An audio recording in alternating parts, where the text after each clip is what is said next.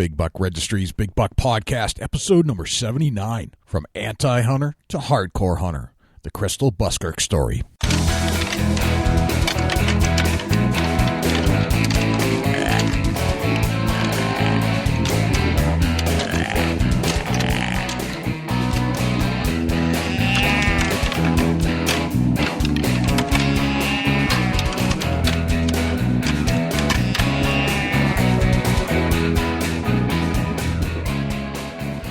Big Buck Registry is a virtual museum of hunting stories. We preserve a piece of Americana by interviewing and recording hunters about their hunts and experiences from across the country. And who knows, maybe we'll learn a thing or two along the way that'll help us take our hunt to the next level. Hi, this is Michael Montgomery from the Hoosick Area QDM Co-op, and I shot Buck Nasty. And you're listening to my favorite hunting podcast ever, Jay and Dusty's on the Big Buck Registry's Big Buck Podcast. Hey, this is Jeff Schmitz from Big Game Logic, and you're listening to my number one podcast on the internet, the Big Buck Registry's Big Buck Podcast. If I wouldn't have listened to Big Buck Registry's Big Buck Podcast, I would have never shot that buck. Siri, play Big Buck Registry's Big Buck Deer Hunting Podcast. Okay, Big Buck Registry's Big Buck Deer Hunting Podcast coming up. Thank you. Happy holidays. This is Jay Scott, your host of the Big Buck Registry's Big Buck Podcast. And I'm joined with me on the other side, the big dog from Ohio, Dusty Phillips. Dusty, happy holidays, brother. Happy holidays to you, Jay, and happy holidays to all the listeners that joined in with us. Man, what a year it's been.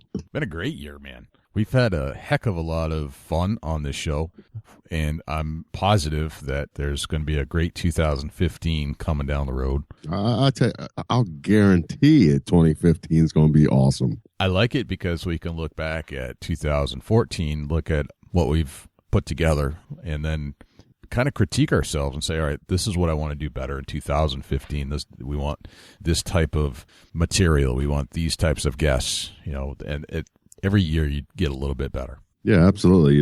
And in 2015, Jay, we're going to rock the house. I'm excited. I'm hoping you too are excited, and that anybody that might be tuning in is going to be there with us. Absolutely. We got some big things coming up just around the corner. Oh man, we got some huge things coming up for us just around the corner. Where are we going, man? We are going to the ATA show in Indianapolis, Indiana. That's going to be the 7th, 8th, 9th, I'm pretty sure. Is that correct? 8th, 9th, and 10th. But I'm rolling. I'll be rolling. Yeah, you'll be in the 7th. Yeah, I'll be there on 7th. I'll be rolling into your town, actually. And we're going to drive up to Indy from your house. Right, absolutely. We're going to hang out with Ed Waite. When you get into town, go to dinner with Ed Waite from Buckmasters. Mm-hmm. And, it's going to be an awesome, awesome time. And I can't wait to get out there. And we hope that we run into some of our listeners right there at the show. Yep. So if you're out there, give us shoot us a text, 724-613-2825. Say, I'm at this show. Let's hook up. So that would be amazing. Love to find some people that actually listen to our show. Yeah, we're going to have our recording gear right there with us. So, we can throw you right on with this on the show. Absolutely. We will be recording and covering that show in its entirety from the beginning to the end, and looking for some great guests. And if you are a listener, I'd love to have you on this show and to hook up with us at the ATA. And then after that, February rolls around, we're going to be at the Great American Outdoor Show in Harrisburg, Pennsylvania. What a great show. We went there last year. We made some great friends.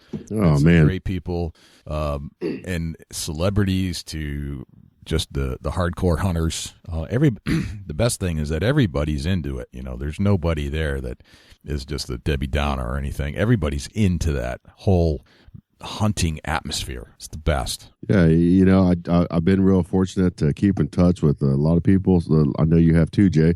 And Tree Stands by Dave we're going to be spending some time there. I got a feeling we've talked with Dave Hoffman there at Tree Stands by Dave, and we're going to actually try to do a couple shows right there in one of his tree stands right there at the show at the Harrisburg show. Very cool. Excellent. So hook up with us, 724-613-2825. Shoot us a text. Let us know if you're at either one of those shows.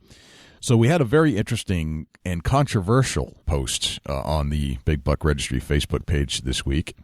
And I know you tuned into it, and I didn't really think it'd catch a whole lot of I didn't think it pushed a lot of red buttons, but boy, it sure did. It was interesting. It was very interesting, and I learned a lot from it, just hearing different feedback. But it was about making a chicken wire mesh antler trap. And it is frowned upon by the majority of our community to do antler traps using chicken wire, from what we've discovered as part of the post. And we had some very colorful comments, and I didn't actually take any down. And the point of the whole post, and we didn't create the post, we just took the link from Wide Open Spaces and reposted it. And if you read the article, it does say that chicken wire is probably not the best use for making a shed trap. If you're making one, the best one is probably more of a bungee cord type application, and there are pictures on that post. Have you ever made a shed trap, Dusty? I've put out a 2x4 over top of a corn pile. That way, as they come in to eat, they raise their head up. If they're loose, they'll go ahead and knock them on off. Yeah. But nothing in the form that's going to actually trap the deer if the antler is not ready to come off. That's something that I don't promote as something that's going to injure the whitetail. But yeah, I've definitely put a 2x4 out. Just made like a bracket that goes from the ground up to about 24 inches. When a deer come in, they either get their head under it or they bump it going down. So if the antler is loose, it'll knock it off. But my suggestion is get out there and walk your tail off and find these sheds. Yeah, I think that's more fun. I have never made an antler trap. I don't plan on it. I think it could be interesting, but I like getting out in February and March, when the snow's kind of melted down and you can find where they've been herded up for the season. And then you can get into those herd bed or winter areas, and you can find sheds routinely. I think that's a heck of a lot more fun, and it's reminiscent of hunting anyway. Yeah, eventually I want to get a shed dog. That's something that sparks my interest. Yep, there are some good shed dog companies out there, and they usually will hook up with you just to go run their dogs, just to go look for sheds. So if you're out there, if you're doing shed traps, we'd love to hear from you. shedtrap@bigbuckregistry.com. Like to know what you're doing. Shoot us an email and let us know what your best practice is, if you're making one, or if you would prefer to go out there and hoof it. I do it. It's great exercise. Gets you in shape for the turkey season and gets you back out in the woods where you belong. So this week's guest, Dusty, is a very, very interesting gal. She is, or used to be, an anti-hunter. Anti-hunter. If you can believe that. I can believe that, and I'm so glad that antis are out there and they actually take the time to research the other side. Yes. It's something that I'm sure we have anti-hunters listen to the show. There's no doubt about it. But we're not out there just to murder animals. Heck no. We're not out there just to wound and leave animals lay and be mispracticed in what we do. That's not why we're there. Yes. There's some of the idiots that go out and just go on these killing sprees, and those people are not part of us. That's not a hunter. We don't kill, we hunt. And with hunting, there should be a little asterisk that says best conservationist or something of that nature, because in reality, we have to take what we can, but leave plenty so that there's more for next year and the year after and the year after that and for generations to come. So we're not just out there slaying animals. We're out there hunting them, bringing them home, but leaving plenty for us for next year. Right. Yeah. Hunting is, the more and more I talk to people, it seems as they have a misconception on a hunter, a whitetail hunter in particular. If you're an archery whitetail hunter and you're shooting bucks consecutively, you got to have some kind of skill level.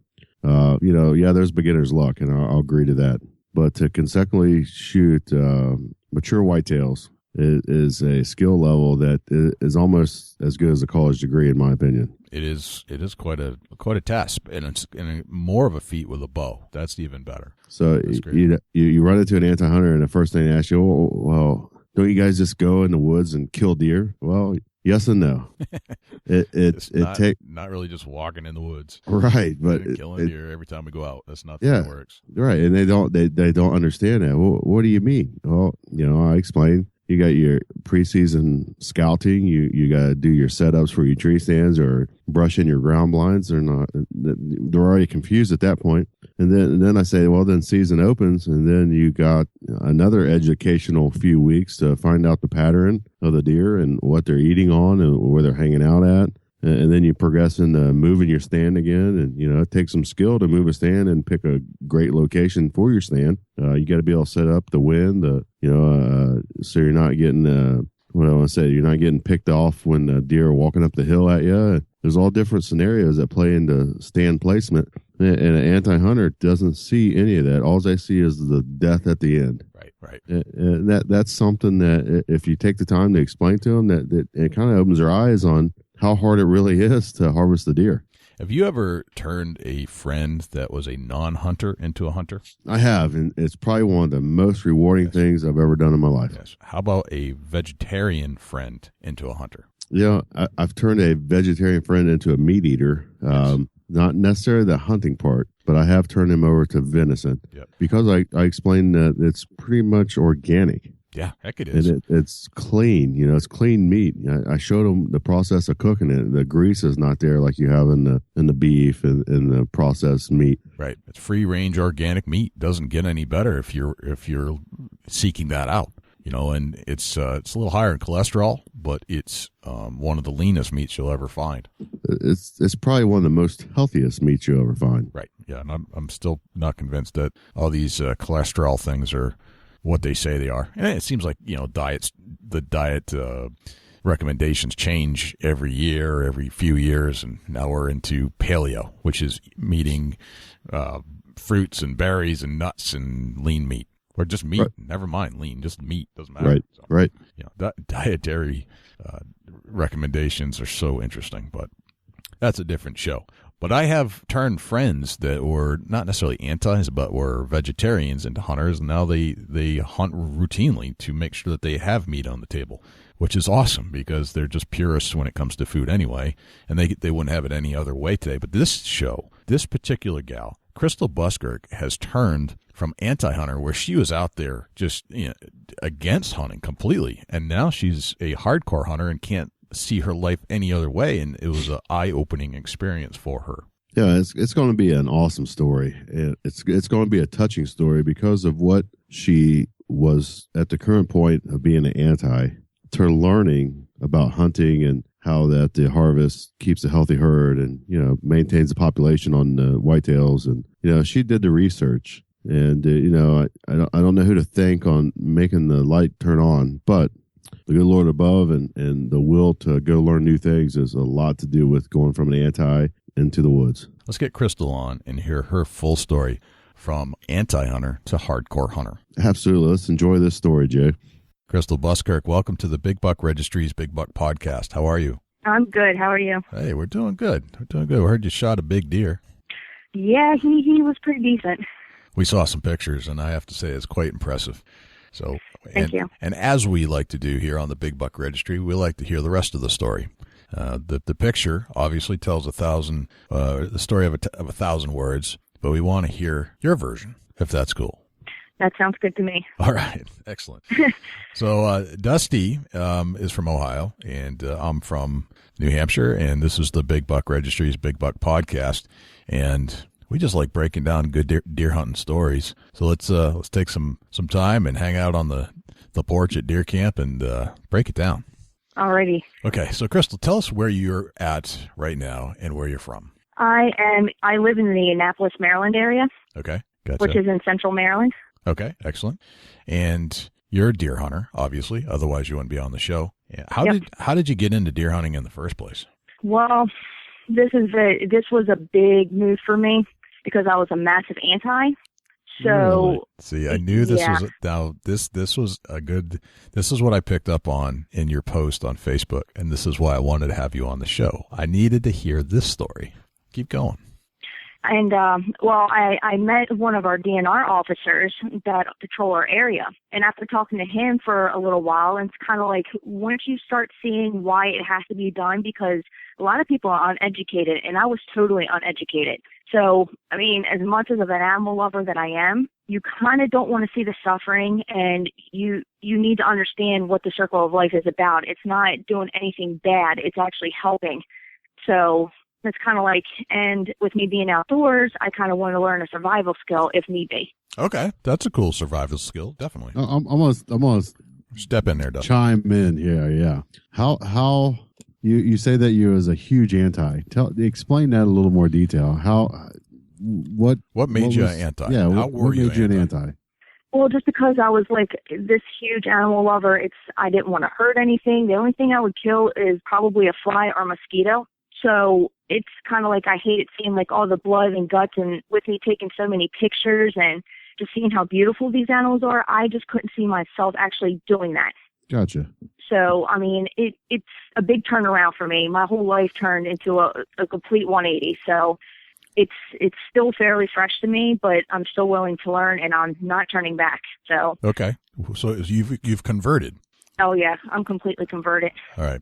Now, in what you said, and in what hunting is to me, is that it's not about the kill at all. No, not at all. It's the least of my worries. There are other things I'm trying to accomplish. Some of which is just being outside. Some of which is learning about the habitats of the animal and control mechanisms and survival of that species and how to make it thrive and not go extinct.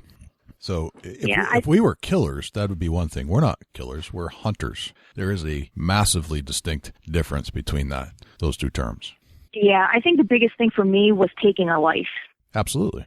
So that was the biggest problem that I had in understanding being a hunter. I couldn't take a life, period. Right. So, I mean, I don't know. There is a massive amount of respect that goes into taking a life of any sort. Mm-hmm. There is you have to basically, and Dusty, chime in here. I think that every hunter, when they first took a life of an animal, probably felt a little guilt or sorrow or something. It didn't feel quite right. But I think that's, in a sense, the way we have been preconditioned mentally in our surroundings in media, or just the way that stuff is forecasted in a lot of ways. And if you're not connected to that element, then you probably would go about this routinely because it would be a survival mechanism to begin with. You wouldn't feel guilt. It would be, if I don't, then I don't survive myself. Yeah. I got to chime in there. As far as the guilt, I don't know if that was quite there for me, but I was raised around harvesting, killing animals for meat. We ate a lot of deer meat. Venison was a pretty common raising for me. So as far as the guilt, I maybe in a sense, but it was the satisfaction of the meat in the freezer, of that perspective of it.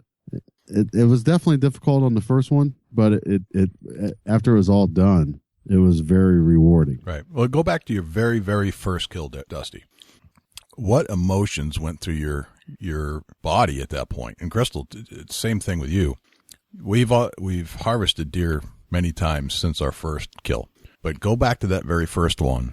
Were you just conditioned because it was part of your family life at that point, that it was just part? I'm actually the only one in my family that hunts. Oh wow! So I mean, my uncle and my cousin do, but I mean they're in their own separate world. But gotcha. I'm the only one on my dad's side that actually hunts. Gotcha. And why is that? Is that just the way you were brought up, way they were brought up, generations of types of things, or is it just where you live? What is the reason? I'm trying to understand the anti, and you're a perfect person to talk to because you've been there. I just because I mean I don't even know where I got the whole life of growing up and loving nature in general, because my mom's not an outdoor person. My dad, he kind of fished and whatnot every once in a while, and he'd bring home like the salamanders and the turtles and the snakes and all kinds of stuff. So I guess I kind of got it from him, but nobody's actually taught me any of this stuff. And gotcha. I grew up on the water, on the Chesapeake Bay. So, I mean, we crabbed off the pier, or we fished off the pier. It's little simple stuff like that, but not any of the big game stuff. Okay. Do you eat fish? Yes, I do. Now I do. I just started eating it last year. Okay. So that was anti for everything. Yeah. I mean, okay. I wasn't vegetarian or anything, so. Right. Yeah, I understand. Right. Okay. That's cool. So you come from a very interesting dynamic and perspective on this stuff. And this is a whole new area that we haven't really covered on the show before. And it's clear that you've got a different mindset than you did before. Oh, yeah, very much so. What is that mindset now? Now it's to provide food for my family. Mm-hmm. it's a good survival skill. Yep. And it's kind of like a new respect for the outdoors and other hunters. This is a whole different group of people that you're dealing with now. Yeah. And they usually support one another. Usually it's like, and you can relate to these people. It's like you're not trying to fit in because you're talking about the same stuff and the same interests. It's kind of hard for me to talk anything with other women because they don't like the same things that I do. Okay. So it's easier to talk to most of the men that come into like my work, or I grew up in a redneck area. Okay. I'm still in a redneck area. So, it just makes it a lot more easier to transition. What's wrong with rednecks? There's nothing wrong with rednecks. Rednecks are good people. Yeah, my beer has a Santa hat on them. My tree has antlers on it. Nice. So, there's nothing wrong with rednecks. Right. Are you single? No, I'm not. Okay. Well, we like to ask for the listeners, you know? Yeah. Yeah, you never know. You might get a date. Right. You never know. Absolutely. So you're in Maryland. You grew up as an anti-hunter. Mm-hmm. Somewhere along the line it clicked that lifestyle was not the way you wanted to live anymore, and that you earned a greater respect through a DNR officer. Was it around the Maryland area? Yeah, it's he did work where I am, but he just recently got transferred. But just talking about like the rules and regulations and keeping an eye on like this sign and learning how to track, like asking a bunch of questions, basically. Okay. And it does open up your eyes as far as a new way to look at things that you weren't looking at before. Right. Do you think that most anti-hunters have a very narrow scope or vision of all this stuff and they just don't want to hear it? Yeah, like my mother. Your mother, okay. Yeah. And I think there are anti-hunters of all varieties. There are some that are very expressive and refuse to even think about the stuff, and there's some that kind of, the passive-aggressives that they don't really feel like it, but they'll never tell you. There's a lot of different variations of it. But I know for sure that I don't want to live that side of things ever, because living the life of a hunter is humbling. It's rewarding. I have a greater sense of life by the taking of another life, and a whole new respect of everything that goes into that animal's habitat, its survival skills, what it needs to survive, and what I can do to help it survive and grow to the ripe ages so that the herd can be healthy and constantly reproduce at a healthy level. Yeah, exactly. Some of the stuff that I've seen, and I know it's because they keep on building around this area, so all these deer and everything are going into smaller spaces. They're starving. I've seen one covered in tumors. Why would anybody want to be selfish and let this one live? Right. So the typical hunter that does good for the environment would easily take this out to keep it from suffering. Right. So that's another new thing that I learned. It's like, I don't want anything to suffer. And then, of course, they're sacrificing their life for you. So you have to have a greater respect for them. Yeah, absolutely. Well, I'm glad you came over, Krystal. I'm glad you're here. And how often do you hunt now? Is it something that you do routinely, or is it just like a deer season thing? How often are you getting out? Actually, my whole first season was really, really rough. I went out a couple of times, but I kept on being told by an avid hunter that I've known since before I could even drive, that he was going to take me out and teach me and get me my first deer. Well, I kept on getting stood up, so I'm kind of like, okay, well, how am I supposed to learn if nobody takes me? Good point. I know the basics, but not enough to go out on my own and do this. Right. So, the whole first season, I shot at one, but I had another hunter take her. We found out that she was taken from me. Oh, man. So it happens. That whole first season, yeah, it's a vicious cycle. But the whole first season, I didn't get one. So of course, my whole perspective of it is like, man, how am I going to learn? I'm not going to get anything, I want to do this so bad to prove everybody wrong, and I can't do it. So that's what's rolling into this next this story. Okay. Is after my whole first season kind of went on a stumpy side.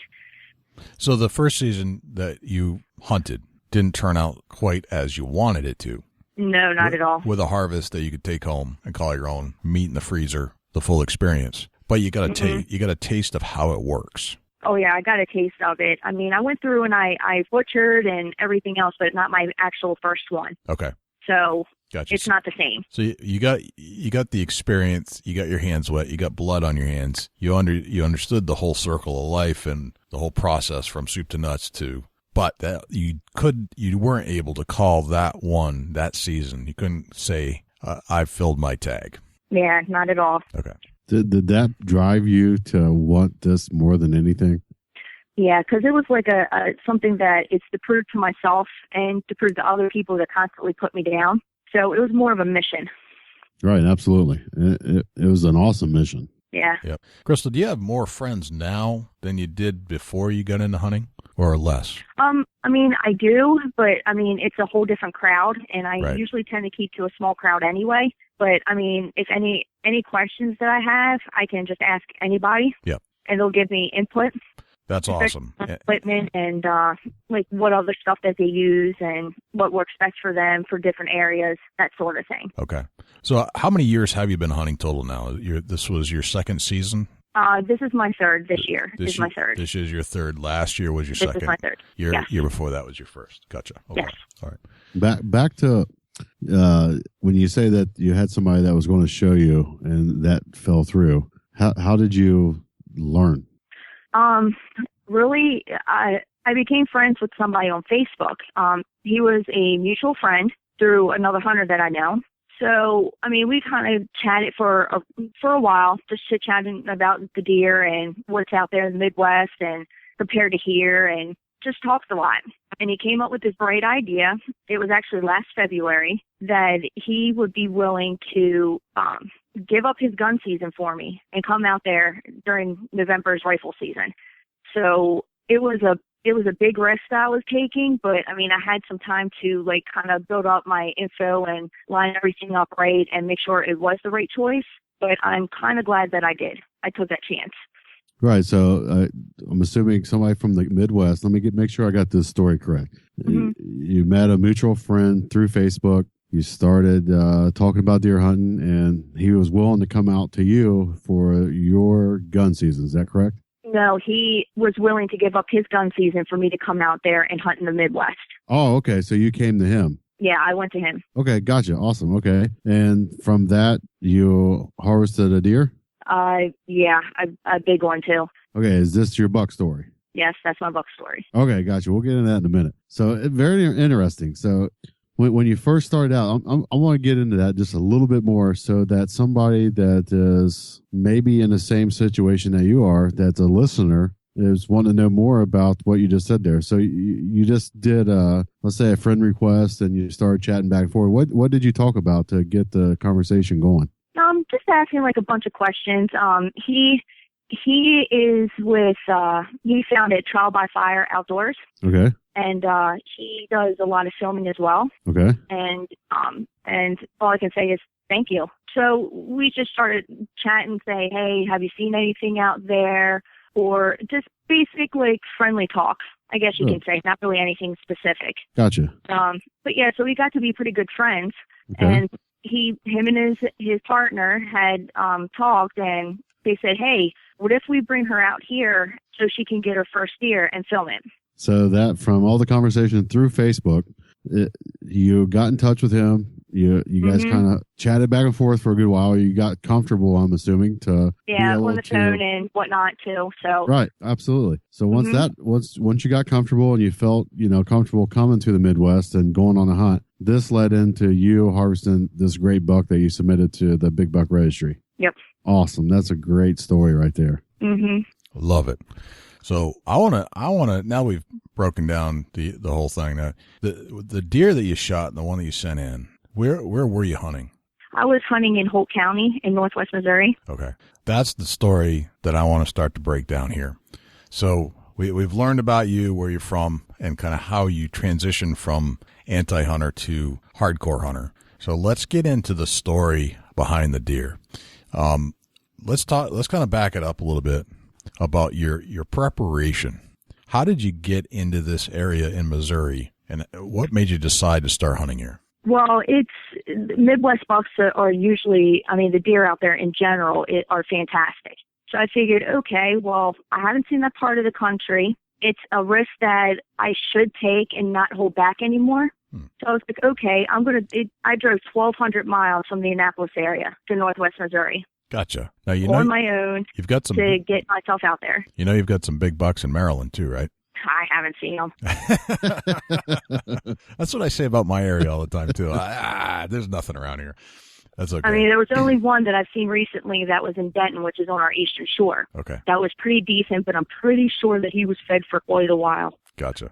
So. Gotcha. All right. So you 1,400 miles. Yeah, 1,200 miles from the Annapolis area to Northwest Missouri. 1,200 miles to go hunting. All right. Yes. How'd you pick that spot?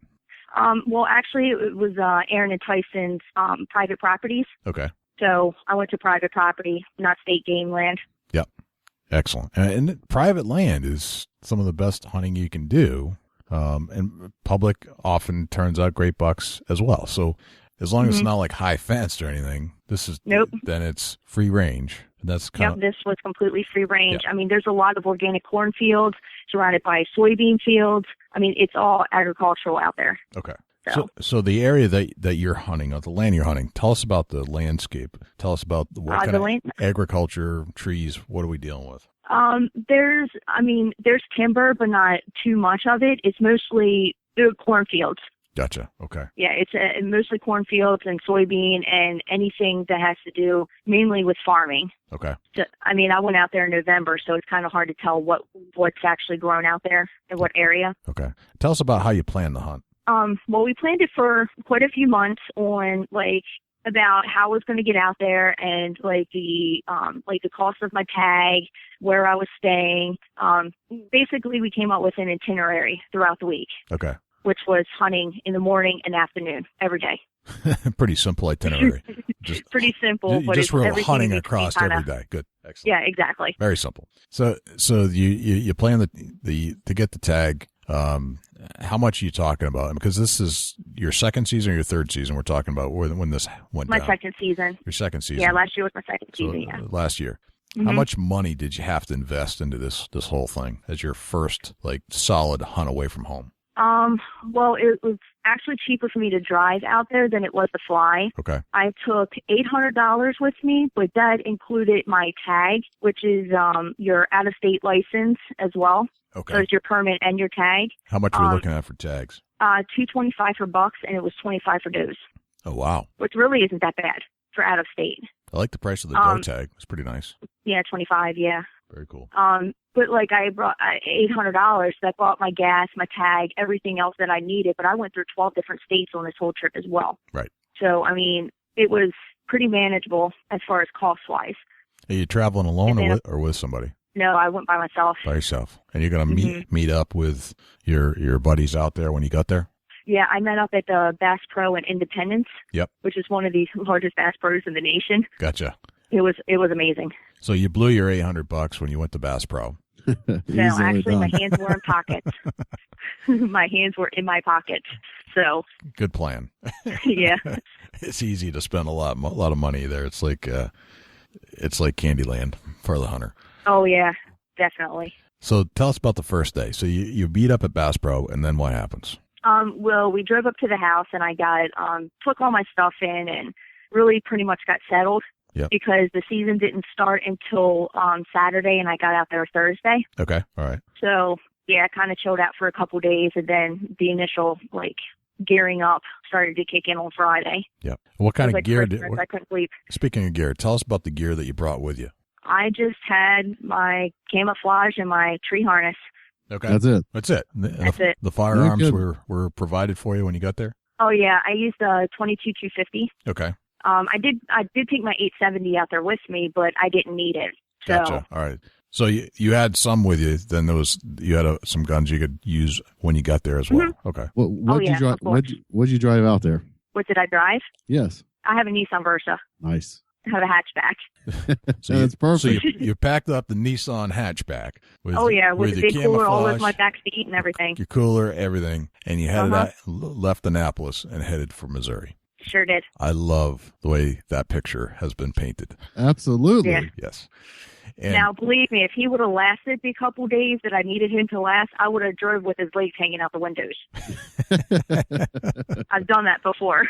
I hear you. So what time of year was this? November 17th of last year. 2013. Got it. Yeah. So, I mean, we were anticipating on having cold weather, and that didn't go right at all. What temperatures were we dealing with? 75 degrees. Holy smokes. Opening weekend. Ouch, that hurts my head. Yeah. So it was opening weekend in Missouri. You've loaded up the hatchback, driven 1,200 miles. Well, we loaded up his truck because we needed his truck to get to the spot that we were going to. Sure, and, sure. The first day we saw absolutely nothing. It was windy, and then it got really warm. And it's like, okay, well, that was a bust. Gotcha. And then we woke up, of course, the second day to head back out. And so that was the Missouri. That was the first Saturday, or was that the Friday? Yeah, that was opening day. Opening day was Saturday. Mm-hmm. Okay, gotcha. So the first day was a bust.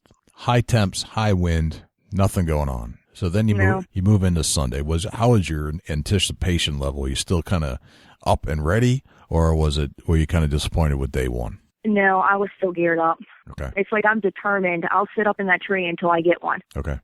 So tell us about the next day. This is Sunday, November 18th? 18th. No, this was November 17th. I'm sorry.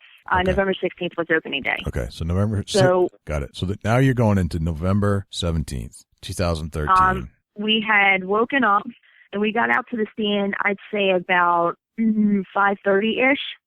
And we went to the same stand that Aaron's dad had gone the day before, and he actually got an 8-point buck on Saturday. So we went to the same stand hoping that we could get a little bit of action.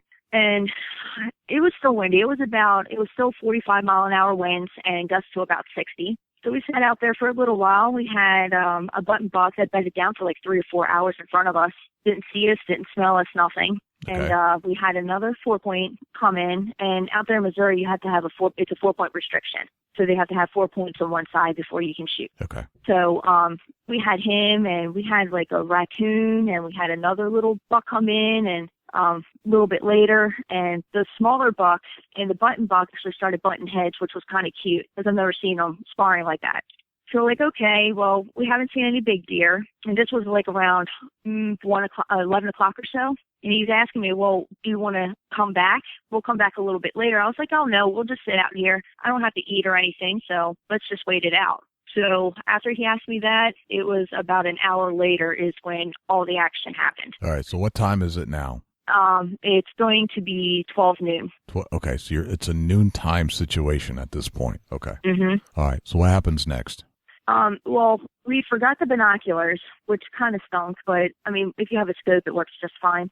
So I happened to see these deer running up along the ridge behind some timber. So I'm looking in the scope and everything else, and I'm trying to follow them. I'm like, oh man, they're going away from us. I'm not going to have a chance to shoot them. And then the one had stopped, and when I looked in the scope, you can see his beams off of his antlers just gleaming in the sun. And then my heart started to pound. I'm thinking, oh my God, what if this thing comes out in front of me? What am I going to do? And then everything starts like spinning in your head, and it's like, what if, just constantly repeating itself. And he happened to be chasing a doe, and we had the GoPro set up, and he had his camera ready to go. I mean, this happened so fast, we didn't even get to turn on the GoPros to film from all angles. He barely had enough time to get his camera set up, but the doe actually ran in front of me about 75 yards or so.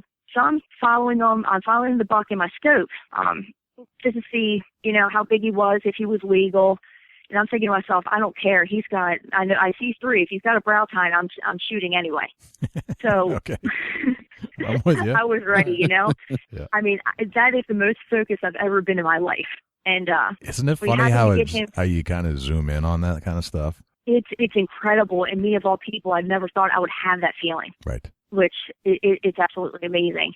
But he had happened to come to a clearing, and he stood there for a second. So Aaron had taken his grunt call. And he's like, well, if you get a chance, shoot him. So I take the safety off the gun and put it on fire. I put my finger on the trigger, and I'm zeroed in on the scope. And I have him lined up. So I hear him do this grunt call. And I don't remember pulling the trigger. I don't remember lining them up, nothing. All I heard was boom. And I love that. I put the gun down, and we saw him running, and I thought he had ducked his head down and went through the brush. I'm thinking, oh man, did I get him? I don't know if I got him because I saw some white. I didn't think he went belly up. I thought it was his tail. So I'm thinking, oh man, and I'm shaking. I'm actually shaking right now talking about it. That's so awesome. Yeah, I'm getting the tingly feeling. All I get, my whole body tingled. Mm. And it's like, man, I had to make my phone calls. I'm like, I called him. I was like, I got one. I woke my other half up because he works midnights as a police officer. So it's kind of like I didn't want to wake him up, but this is important. And, yeah, it is. Absolutely. Get up, honey. Absolutely. Tell the world. I text a couple other people, and then I'm thinking, did I really get him? Did I make a false alarm here? And all I could think is, can I go see him? Can I go see him? And he's like, well, just wait a minute because I got to get all my camera stuff down. We got to climb down the tree. Right. I mean, I'm already unhooked and everything ready to go. But, absolutely. I was about to make the 15-foot drop, you know. Right. So, I mean, we got everything together, and we went to the bottom of the stand, and we walked in the way that he went, and actually had the doe that he was chasing, like, within, 15 feet from me. She's thinking, what in the world are these things walking in here? And then she took off. But then we couldn't find them. There was no blood trail, no nothing. It was a clean double lung. And, I mean, he grabbed my shoulders after he found them. I'm like, oh, my God, you found them. It's like he was the most beautiful sight I think I've ever seen. Oh, yeah. Yeah, he was absolutely beautiful. I love a good, clean double lung. One of my favorites. I mean, I'm fairly new to shooting, but, I mean, that I didn't even think I did that good of a shot. Right. But, I mean, there was no blood, nothing. So if he went any further, I highly doubt we would have found him. Right. So, I mean, he was huge. We had to bring in the ATV. 3 of us had a hard time picking him up to take him back up to the house. But, I mean, his dad was impressed. We were all impressed because he wasn't even seen on trail cam. That is so beautiful. A lot of those big bucks, as we've learned, Dusty, as we've talked to many great hunters across the country, that seems to be a more common theme and story than you realize. Mm-hmm. Yeah, absolutely. Because, I mean, they had a couple trail cams set up with, like, all the clover and everything, alfalfa all set up, and nothing. But I think I heard he was on a neighboring property. He was on trail cam on there, but, I mean, the neighboring property is, like, acres upon acres away. Right. So he traveled quite a bit. It's the beauty of deer hunting. You just never know. As Dusty always says, you never know what's going to show up. You just I never knew. You can't account for all the deer on the property. You just can't. Nope.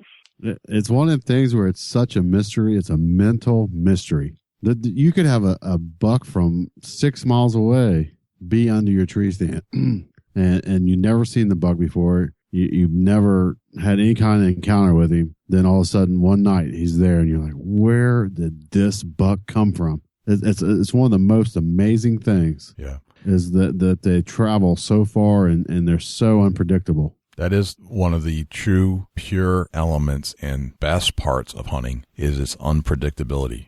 Yep. And my biggest thing was I wanted to have a buck that will blow people's minds as my first. Absolutely. And I got him. And you did it.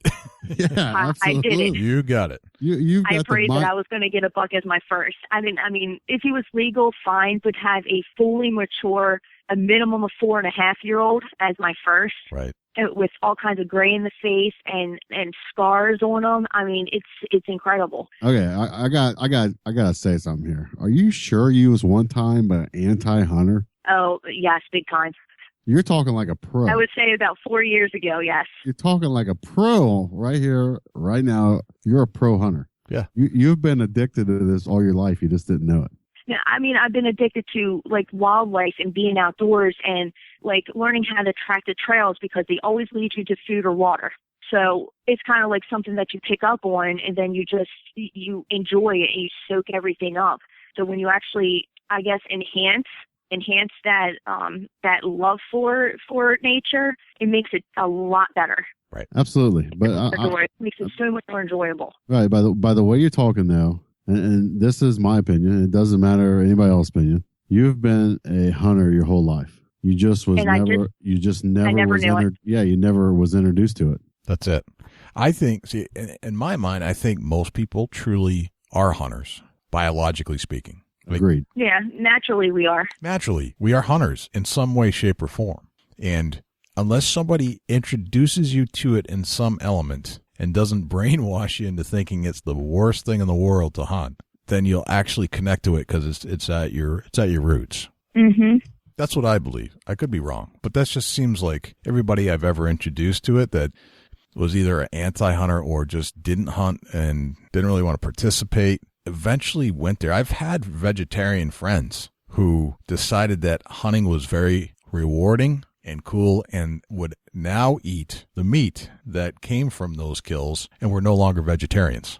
I've had that happen a few times. It makes you have more appreciation for like your food too. Mm-hmm. You don't take it for granted because you earn it with your own two hands, and I'd rather do that than to go pick it up from the grocery store. Right. And if you look at all the, I mean, I don't know if you've watched a lot of some of these movies, but all the crap that grocery stores are filled with, it basically comes, the stuff that you can bring home to your table from the field. Yeah, I've seen the charts like videos better for of, I mean, I've seen videos of like slaughterhouses and stuff like that, and seeing that and knowing that this animal is pending its death, they know.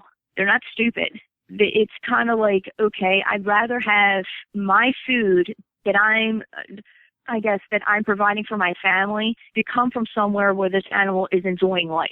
Right. They're doing what nature intended them to do. They're not sitting in a pen or like suffering from injuries from people beating them and stuff like that. So, I mean, and it's completely organic, and I know what hands touch it. Right. Yep. Now, that being said, nature on its own is absolutely brutal. It is. Predation, fighting, death from just trying to be the dominant buck, fighting each other. Nature is just brutal by nature. You know, it's just the way it is. Mm-hmm. So, I mean, he had scar tissue when we had caped him, had all kinds of like the yellow fatty tissue in his chest area from fighting. Right. He's got a puncture hole on his top left shoulder, and he's got hair missing on his right shoulder. And I think he had a couple puncture holes like underneath from, he's a shoulder mount, so like underneath on his belly area. Yeah. He had a couple spots on him. But, I mean, he was a scrapper. What a toad, huh? Boy, just yeah, he was a scrapper. Yeah. He was a scrapper right there. That's pro hunter. Yeah. You've come a long way. No, I did, and I love it. It's awesome. It's so cool. All right, so what'd you do with the deer once you got it back to the house? We got it back to the house. Whoa. What did you Settle do? down. Okay, let him talk. Let him talk. Go ahead. What did you do when you walked up to this thing? I gotta know. Well, I'm like, he is a good-sized deer, and it took everything I had not to cry. I had tears, but it's like I didn't want to bawl if I'm being filmed, you know, even though it would have been okay. But still, me, I have to keep my little tough image, sort of, kind of. But it is overwhelming. I'm looking at him right now. I can't ever stop staring at him. Awesome. It was like that overwhelming feeling when you first see him. It's like you know he's a massive size deer. Period. And knowing that I took him down with my own two hands, and it's just. There's I don't nothing know. Better. There's nothing better. There's not really too much to describe about it. There's nothing better than harvesting a great buck. Yeah, I mean, you really can't describe how you feel or what you did. You other can't. than you just look at this animal and just say, "Oh my God!" It's something you'll take that to the grave with you. You'll never forget that experience. It's hard to describe because there's no feeling like it. That I don't think there's any other situation that would make you feel that way. I disagree, Jay. Really? Okay. What do you got? When your children are born. That's different. But I think that's different. But that's probably the closest thing that the feeling has ever the enjoyment feeling that I've ever experienced. When my children were born was a greater experience than harvesting a huge buck. And I've done both, you know. Yeah. Fortunately. That you know, I never thought there would be anything that was a better experience than harvesting a great buck. And when my children were born, man, that topped it by far. Yeah, I think they're totally different experiences. I think they both hit a high of some sort for sure. But I think it's a different type of feeling altogether. Yeah, but it's a closest feeling that I've ever experienced in my life that's to harvesting a mature buck. Right, that elation. Yes. That's the closest thing you can. Well, I think having children was more elating than harvesting a deer, but that's probably one of the few things in life that you'll ever top that. Basically. Right. Yeah. Absolutely. Yeah. Sorry, Krystal, we got off on a tangent there. Right, yeah, I see that. Which we do sometimes. So, all right, so you've got this buck in your hands, and you bring it back to the house. What happens next? Well, a friend of mine, Aaron, his dad is actually a taxidermist, and hunter. So we brought him back to the house, and we set him up after we took my pictures and everything, the one that I had sent you. Yes. We took him into the back of the house, which is a whole entire cornfield as well. So we took him out there, and he actually taught me how to field dress them. Nice. Field dress them, and to make sure that I did it right, not to puncture too hard, because then you can pop like the sack and everything. You do not want that smell. It smells terrible. Right. But yeah, just basic stuff like that, and I got to saw his head off, which is fantastic. After he caped him. Yep. And then we took him down to the butcher shop after that. So, which was right down the street. And ended up being more to process him than to bring him in debone to process. So I ended up chilling at the house overnight, Gotcha. which was fine. Gotcha. But when we were in the butcher shop, there was a 18 or 19 point buck, older than dirt, but he was actually pretty cool looking. The butcher shop's awesome, ain't it? It is one of the coolest places to hang out. Mm-hmm. It's like a funnel for harvested animals. It's kind of cool. It's just fun. Yeah, I mean, it was so funny because there were guys hanging outside waiting to put their deer in there, and they got their deer all laid out in by the street and everything else, and just talking about the whole entire story of mine and stuff like that. So it was actually quite fun. That's awesome. It's a good chill out period. Right. There's nothing better than we used to have check stations here in Ohio. It was like the butcher shop. You just hung out the check station, you shot the crap with everybody, and it was a great experience. And that sounds like something for your first one, that you got to experience the whole circle of harvesting a buck. Yep. So how long was the ride home back to Annapolis? Well, I mean, after I was out there for a week and a half. Okay. So I hunted from the Saturday to the following Friday is when I left. Okay. I mean, we hunted every day. I didn't get to fill my doe tag. I only saw about 10 deer out there total. You saw one good one. That's all that mattered. There's one good one. That's because of the EHD and the chronic wasting disease took a big hit out there. Gotcha. So there wasn't that many deer. But I left there on Friday, and I actually drove to Tennessee from Northwest Missouri. Okay. And I visited family on my mom's side, so it was like I got to visit family on both sides on my way out there and on my way home. But it was 13 hours from Tennessee back home. Awesome. So you're talking about, I think it was 900 miles is what I had to drive from near Jackson, Tennessee to Annapolis. And it was that entire trip, I'm sure, was worth every minute. Oh, man, we just made that trip out there in October. That's awesome. So you went out again. Yeah, we drove 18 hours straight from here to Kansas City to pick up my deer mount. That's so awesome. Cool. That is so cool. Yeah. So I want to kind of back up just for one quick sec. I just want to do it I think we skipped a couple steps there. Yeah, it's okay. I wanted to get into the gear check. Like what's in your bag when you got into that tree stand?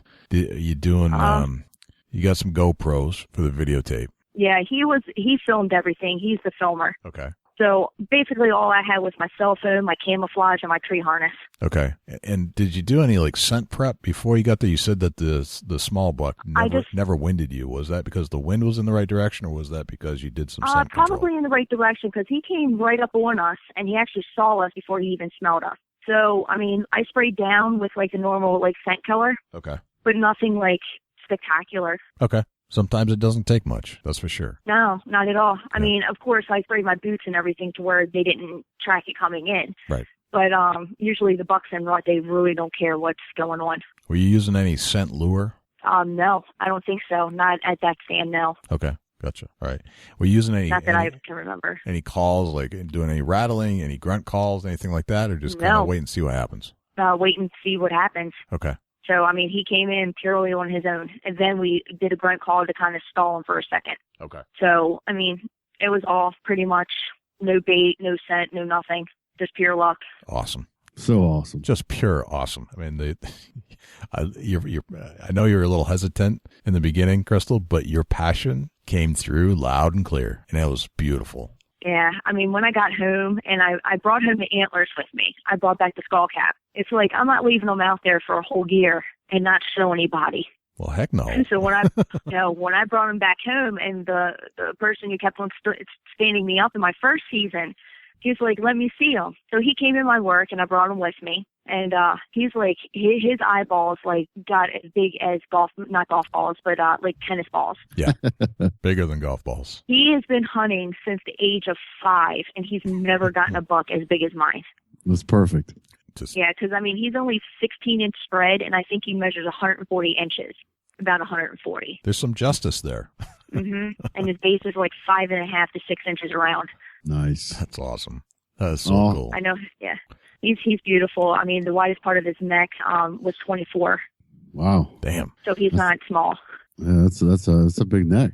So, Krystal, what's in the future for you as a hunter? Actually, me and the boyfriend, we are moving up into the Pocono Mountains in Pennsylvania. Okay. So it's all kinds of farmland, so it's not strictly like the small mountain deer. Yep. So hopefully we're going to lock on some good property, and we'll both be hunting. He's a Marine, so, I mean, he likes to stalk things. So we'll be able to go out as a couple and be able to do this together. And then we also have friends that live on the west side of PA that live in elk country. Oh, wow. So I think elk is going to be the next big game on our list. That's awesome. So from anti-hunter to big game hunter. Oh, yeah. You never want to go back to that other side. No, never. A great story. I mean, I haven't had to buy meat since last October. I love it. Oh. I mean, mine alone brought home 80 pounds of meat. Right. So, I mean, I can't complain. It's a heck of a bonus package, I have to say. Mm-hmm. One of the greatest rewards is to fill the freezer with meat for sustenance for you and your family. It doesn't get any better. It just doesn't get better than that. So all those antis, they can take their life. I don't want it. Yeah, I don't want to get any more either. That's it. That's so awesome. I'm done with that. That is so done, it's awesome. over with. It don't get no better than that right there. Can you say that again for us? Who say what? That you don't want to go back. I don't. Not at all. That's just this whole story. You know, Jay, I want to say something here, man. I'm just blown away by this. It is a eye-opening story, and one that I think needed to be told, hands down, to really show what the antis are missing in life, and that we have a classic case study right here that we forecasted and broadcasted on the Big Buck Registry. It doesn't get any better than that. It really doesn't, you know, and with you taking that great buck, Krystal, it's amazing. Yeah, I told this story out in Kansas City last year because the friend of mine, he does radio also. So I did a radio interview out there last year as well. So a lot of people had really good reviews as far as hearing this type of stuff, and it's good to hear somebody crossing over. It really is. I'm pretty much popular out there in St. Joseph right now. Yeah, it just feels right, and I'm glad you came on and told that side of the story, because I could see how you could easily say, I'm not going to even talk about that side, but I think that's such an important message, and we really appreciate you opening up there and just spilling your guts and letting us know exactly where you came from, and not being afraid to say that those were my roots, and coming on board and changing over. There's nothing wrong with it. I mean, I'm still kind of nervous talking to you guys, but still, I mean, I'm not going to hold back. No, and you shouldn't ever be ashamed of it at all. No, it's a good thing, because I mean, thing. it changes the person that you are, not anything bad, but into something better. Yes. You're more aware of your surroundings, and you appreciate nature more than you did when you were just a regular old nature lover. You have a greater appreciation completely. That's the way I see it. Yeah, you're perfectly aware of your surroundings at all times. Yep. So it's amazing. You know, we can't thank you enough for telling us a great story. Oh, thank you for having me on here. Yes, Krystal. Thank you so much for joining us. No, you're welcome. What a absolutely fascinating story. Yeah, the coolest part is the people that she talks about now that wasn't in her life before, Jay. That's cool. It blows my mind. It definitely blows my mind. It's one of them things where it's like, wow, you know, that this woman has came a long way. I like what she represents, and I'm not sure I want all those anti-hunters over on our side necessarily, because I think they're kind of cuckoo sometimes.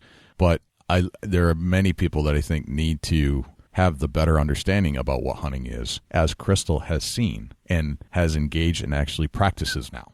Yeah, it's amazing. Love it. Absolutely love it. Thank you, Krystal, for being on the show. We're looking forward to more stories from you down the road, shooting big deer wherever you're traveling in your little car. So that was one of my favorite parts, where she's just traveling across the country in still her little car. Yeah, that's a great story, and it's a great life-changing event for her to be able to talk about. Absolutely. So let's just a couple of big things coming up. Again, we're going to be at the ATA show the 8th through the 10th of January, and then February 7th, I believe it is, through, I forgot what the final date is, at the Great American Outdoor Show down in Harrisburg. I think it's the 15th. 15th. So it's a long week. We're going to be there for the first weekend. And any tips this time of year, Dusty, for Chubby Tine's tip of the week? Yeah, it's getting to be late in the year. You get to your tree stand, and we're having some cold weather. And I experienced this a couple years ago, and it always stuck with me now. The cold weather sets in, and you're going out to a metal climbing sticks or a tree stand, ladder stand. It's got metal runs for your climbing. Watch out for the ice. I don't have a from the ground up harness, but I got about 7 steps up on my ladder and ran into some ice in the dark. And, obviously I didn't have no clue it was there. And I come down about 2 steps because I slipped. Fortunately, I was both hands on and able to catch myself. But, watch out for the ice on the metal tree stands in the woods this time of year. That's crazy. Yeah, but I have slipped on, rungs on ladders before and just didn't realize how icy it really was. Be safe out there, that's for sure. It's definitely this time of year where you're going to start getting that weird weather stuff. Yeah, just one of the things where it was dark going in, bow hunting, and, it was the least farthest thing from my mind is having ice on my tree stand. But now, oh, man, I really focus on it as I'm climbing up. Absolutely. Let's see. I wanted to let you know that I was actually a guest on the Carrie Z hunting podcast, Wild World of Carrie Z, and back in July we recorded it, but it just came out. It's a story or a podcast about all the podcasts that Carrie and I listen to, and we run down 30-something different podcasts. Many of them are hunting, and if you'd like to check that out, go over to the Wild World of Carrie Z hunting podcast. Awesome. It's always good to branch out and spread the word about the Big Buck Registry, Big Buck podcast. Yeah, and if you probably get a few tips or listen to how we it's a behind the scenes in a sense of how we actually go about making a podcast. And it'll give you some different viewpoints if you ever wanted to know. So Carrie Z's Hunting and Outdoor Podcast, check it out on iTunes or on Stitcher. And you'll listen to me talk to Carrie for quite a long time. She did a great job editing down to 1 hour and 18 minutes from the 2 hours that we talked. I don't know how she cut out that much time, but hey, that's talent right there. Awesome. Dusty, how can we find you offline or online? Facebook.com/Chubby Tines Outdoors, Facebook.com/Antler Life, Facebook.com/Dusty Huntneck. Jay, how can the people reach you at the Big Buck Registry? Sure. You can send us a text at 724-613-2825 or call us at that same number. You can shoot us an email, which is jay@bigbuckregistry.com. If you would like to visit us on Facebook, that's facebook.com/bigbuckregistry, twitter.com/bigbuckregistry, youtube.com/bigbuckregistry.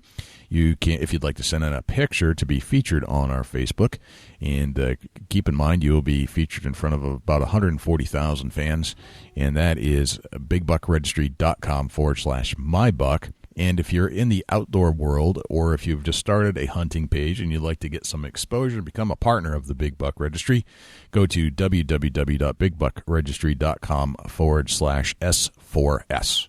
So I think that's it, man. Awesome. Great show. Great story. Yeah, it's one of them things where we're going to keep digging in and find the best guest for the show. We dug around, found an anti-hunter that's changed to a hunter that's crazy about it now. Yep. That's awesome. Love that. Next week, we've got Mike Montgomery. He shot buck nasty. Buck nasty. Big Ohio buck, man. I can't wait to hear the story. Love it. A veteran who bought a bow, and while he was in Afghanistan, and several years later used it to kill one of the 200 and something inch 203-inch Ohio whitetail from your home state. Yeah, absolutely. Fantastic. Well, I'm Jay Scott. And I'm Dusty Phillips. This is the Big Buck Registry's Big Buck Podcast. See you next week. Can't wait.